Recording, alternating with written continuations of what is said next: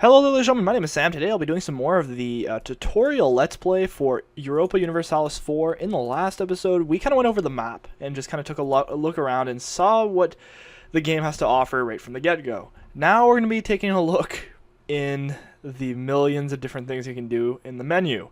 This should take about 5 episodes, I want to say. I tried teaching a friend before, and I think it took about an hour and a half to do, so that should be about 6 episodes. So I'll be splitting them up between different sections, I guess, but this will probably just be the overview section because I'll just be going over everything you can see probably on this screen, and then we'll go through maybe the first or second menu of the flag screen. Okay, so first of all, let's just look at the map modes, because there's a lot of them. Now, most of these you won't be using at all, but some of them are quite useful. Like the 6 here are the ones that I find the most useful. Usually, this would be replaced with this. So this is how the default is set up. I don't like diplomatic, I prefer opinion map mode, but that's just me. So let's go through the ones that I think are opinion. Terrain is what I play on all the time because I think it's nice. When you're first starting off the game, you're going to want to be playing on political. Terrain, it's more aesthetically nice, but it's harder to see which country's which. Since I've played this game for a while, I know which country is which, so I know that this is Ansbach, even though the borders are not as defined as if you put this, where you can see the purple is Ansbach, or the maroon, should I say. Alright, so this is political map mode, pretty straightforward, shows you which country is which. Trade map mode, which opens up the trade. This we'll have to go through. This will be an episode on its own of just trade. As you can see, there's all the different trade nodes with the little squares there. We'll get to that in a different episode, not now though. This is the Imperial map mode, where it shows us the Holy Roman Empire. I'll be talking about that sometime later as well. There's the religious map mode, which, as you can see, shows the religion. So there's Catholic there. There's a little bit of shamanist up there, which I find interesting. Ibadi, and then most of it, the rest is Sunni and Orthodox, which is pretty cool. And then there's the diplomatic map mode, which I don't like, but a lot of people seem to use.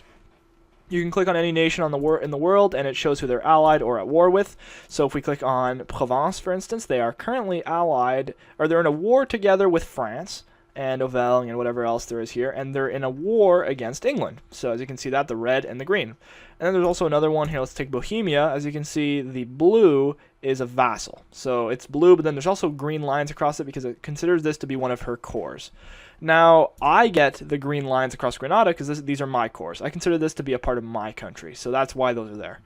I'll go through a few other ones that you might want to use. For instance, the opinion map mode is very useful. It shows you in the greener the country is, the more it likes you. The redder, the worse it likes you. So as you can see, Aragon and Granada, not big fans of me, but the rest, Portugal is starting to like me quite a bit, and so is some of the French states. But Portugal is currently my best friend.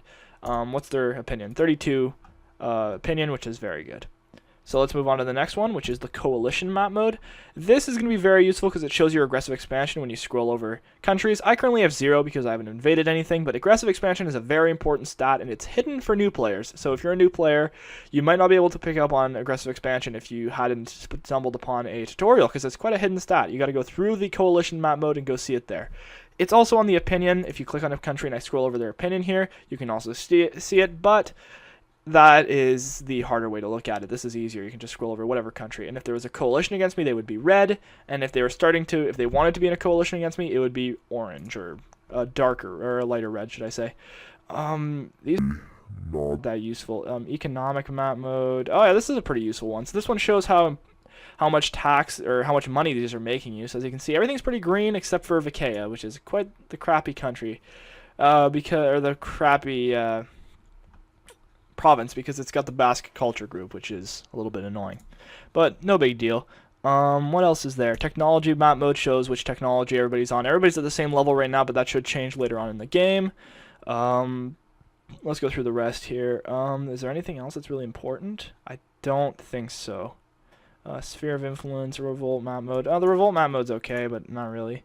Yeah, that's about it. That's the important ones. The rest you can go look at if you'd like. They're pretty straightforward.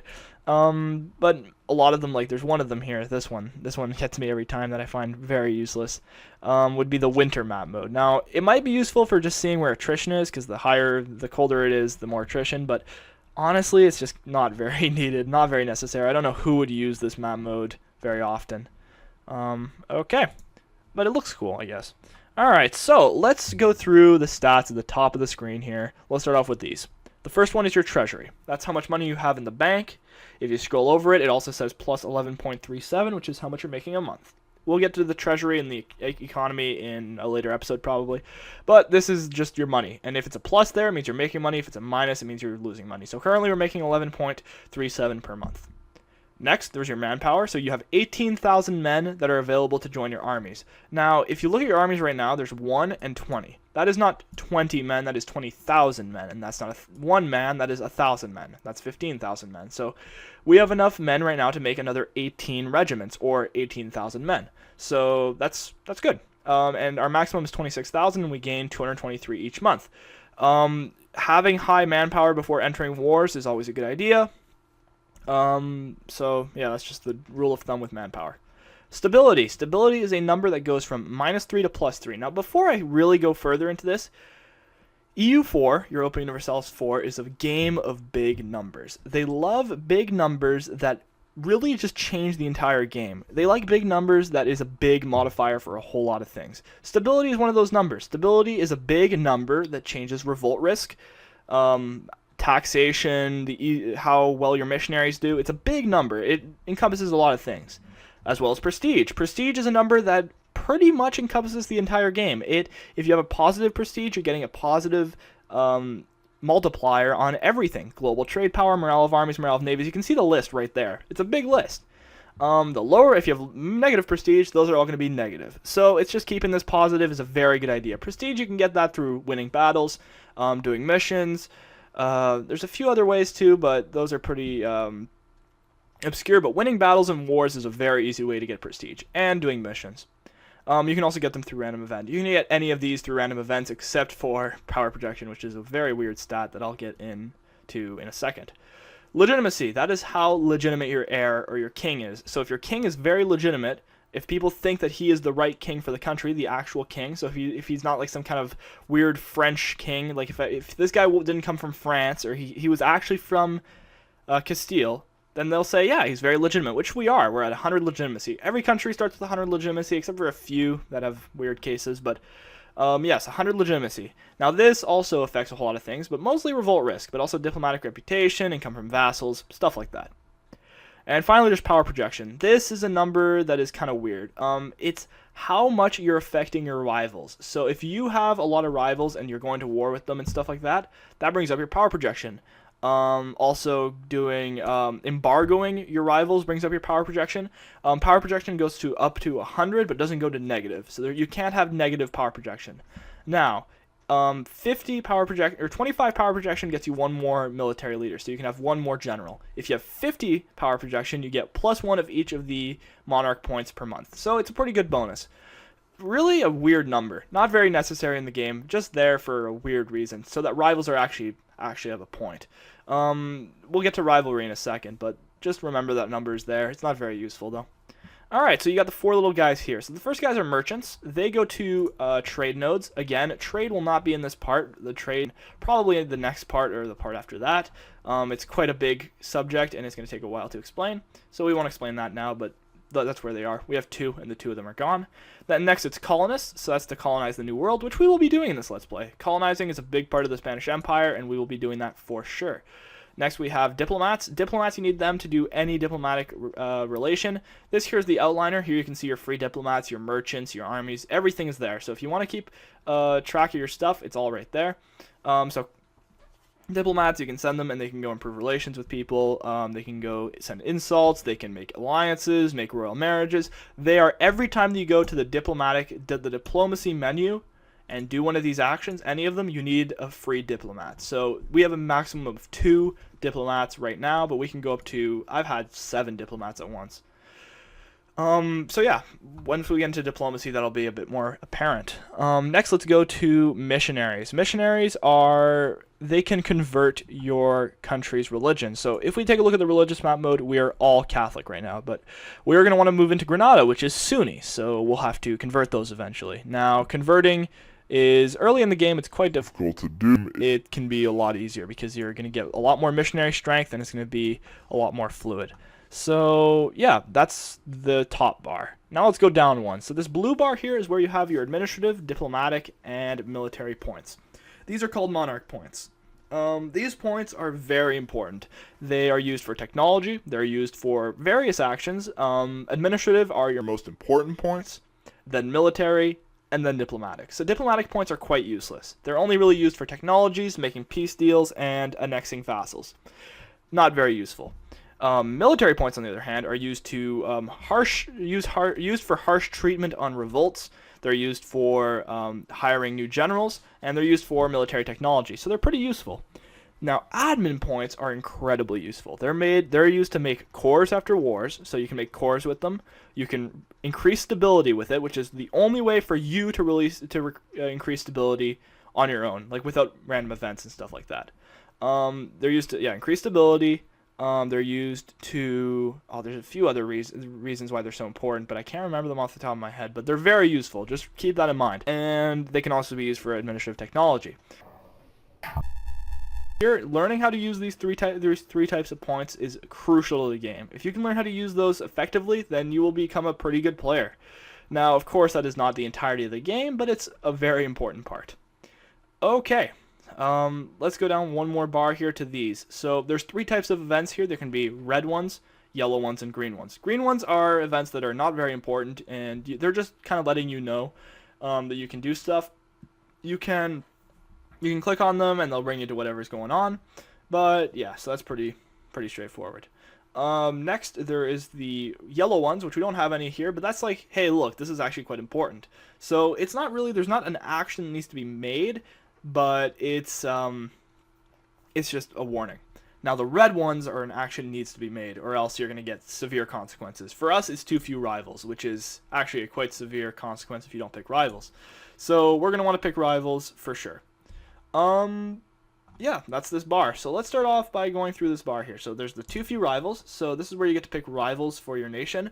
Rivals are countries that you're going to be going to war with or going to be making enemies with in the near present, I'd say, or even in the future. If you want to go really far in the future, like let's say I was thinking of going to war with France in 300 years, then yeah, I'd put France as a rival later down the line. I don't believe in putting rivals down. Like France, putting France down as a rival right now would be kind of suicide, because France is really a very important ally for what I'm trying to do right now.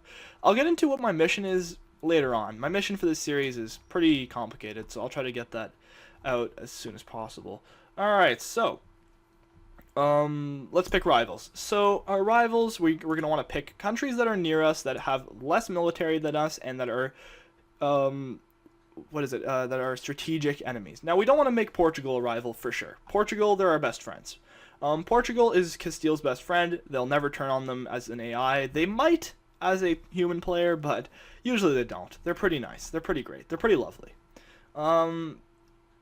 Granada, we can't make as a rival because they're too small. They're 3 provinces.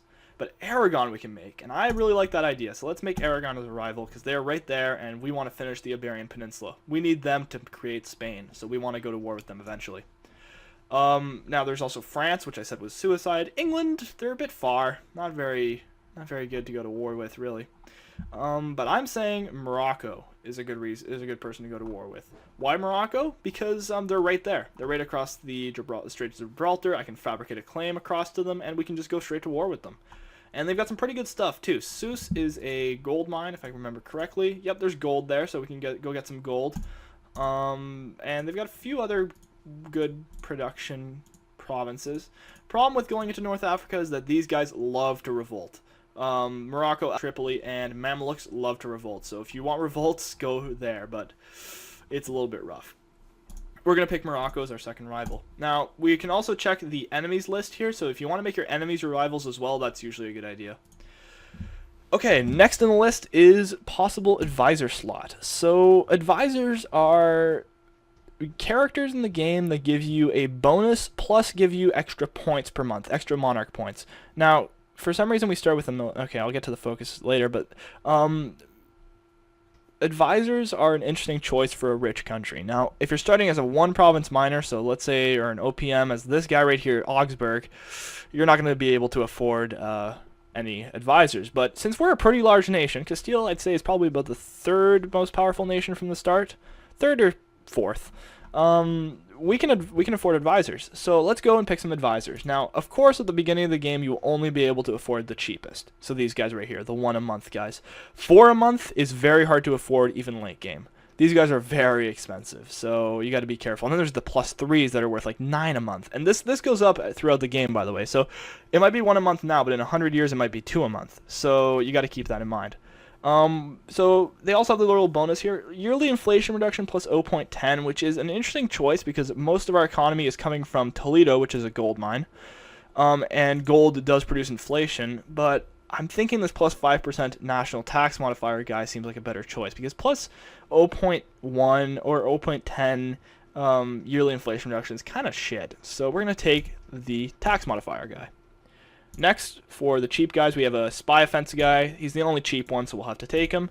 And for military, there is a morale of army guy, which is my favorite of the military guys, so we will take him. Perfect.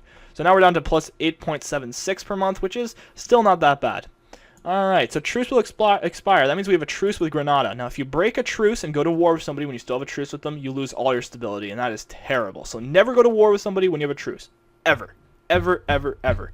You can declare a war on somebody without a casus belli. That works in some circumstances, but go to war during a truce? Never. Never go to war with somebody when you have a truce.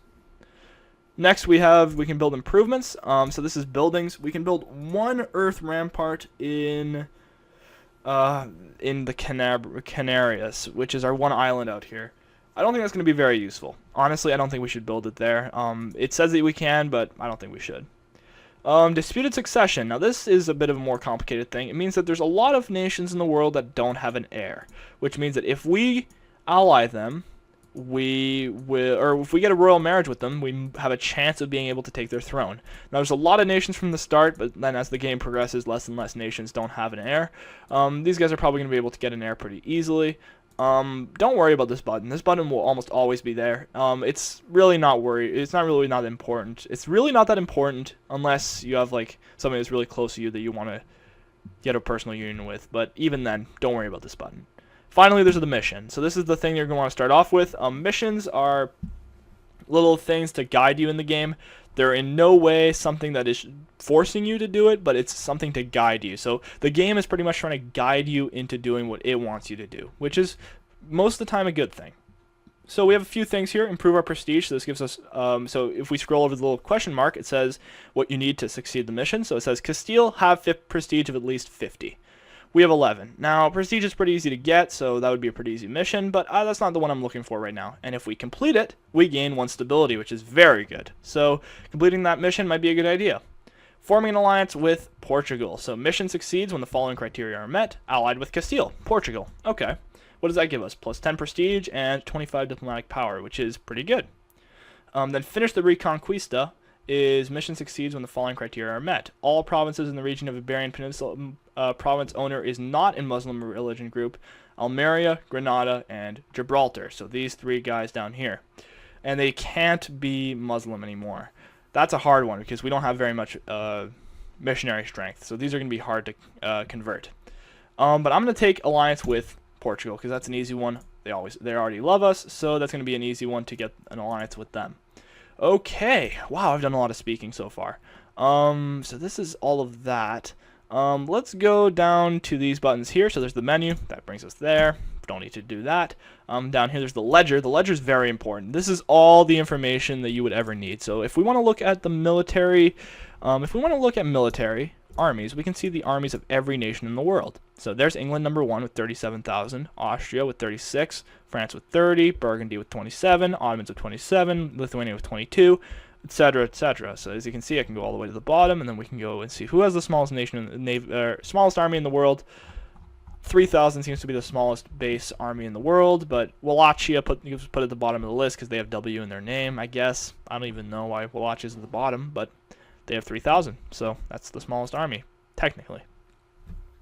Now, of course, there's a lot more things in the ledger. If you press L, it pops it up, by the way. That's just what I hit all the time. I don't really click on that key in the bottom right. But there's a whole lot of stuff here. You can explore it on your own. I won't be going through every different place, but it's very, very interesting and useful. Especially this armies tab here, because this shows you how much military some of the nations in the world have. Beautiful. Okay, so history. So this shows you the history of Castile. This shows you, it's just kind of like a interesting little thing they added into the game, where they let you look at the history of your country written like a history novel or a history book. So it's kind of interesting. I'll show it later on when the history actually gets made, but for now it's just old stuff. And trigger modifiers, that's really complicated, not important. And find provinces, that's a very important one. If you press F on your keyboard or click on this find province, you can find any province in the game. So let's say we want to go find Danzig, because we don't know where Danzig is. There it is, pops right up, and there's Danzig, up here in the Teutonic Order. So let's say it says, hey, Sam, you got a mission to go take Bamberg. Now, I don't know where Bamberg is, because I'm new at this game. And I'll click find, and then I'll click Bamberg. And it'll bring me right to it. And I'll be like, oh, okay, that's a possible mission. So it's just really helpful. Now let's say it said, Sam, go to war with Thuringia. So if I look Thuringia, there's the nation of Thuringia right there. So it's just an easy finding tool. Very useful. F for find, so just remember that. And that's very useful for new players. Okay, wow, that was a lot of stuff. I think that's going to be it for this episode. Now, in the next episode, we're going to get through probably the 3 first tabs or the 4 first tabs. Now, 3 first, we're going to stop at trade, because trade is it's a big mouthful. So thanks for watching, guys. Hopefully this helped you guys out. This is going to be the first episode of the first true episode. It's going to be called probably just the overview, just the hub. The HUD. We're looking at the HUD right now, the heads-up display. So that's what we're looking at. So thanks for watching, guys. Hopefully you guys enjoyed. Let's aim for 3 likes in this video as always. In the next episode, we're going to be looking at the first 3 tabs of the menu. So